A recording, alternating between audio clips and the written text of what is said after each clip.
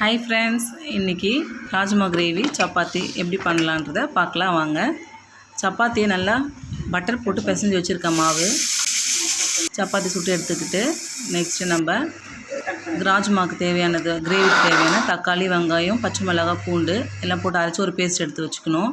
இப்போ ஒரு pan வச்சிட்டு அதில் ஆயில் சேர்த்துட்டு பட்டை சோம்பு போட்டு தாளிக்கணும் அது தாளிஞ்சதும் நம்ம அரைச்சு வச்ச பேஸ்ட் அதில் போட்டு நல்லா ட்ரையா வதக்கிட்டு நமக்கு தேவையான அளவுக்கு காரத்துக்கு ரெட் சில்லி வீட்டில் அரைச்சி வச்ச கரம் மசாலா இதெல்லாம் சேர்த்து நல்லா ட்ரை ஆகணும் நல்லா ஒரு 5 மினிட்ஸ் ட்ரை ஆகினதுக்கப்புறம் நம்ம வேக வச்ச ராஜ்மாவை அதில் போட்டு நல்லா ஒரு திக் கிரேவி வர வரைக்கும் நம்ம ஒரு 5 மினிட்ஸ் வெயிட் பண்ணணும் நமக்கு தேவையான அளவு நம்ம சால்ட்டு சேர்த்துக்கலாம் இந்த டைமில் லாஸ்ட்டாக நம்ம ஒரு கைப்பிடி அளவுக்கு நல்லா நிறைய கொத்தமல்லியை தூவி இறக்கிட்டு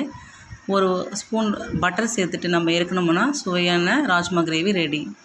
ஓகே ஃப்ரெண்ட்ஸ், பாய்.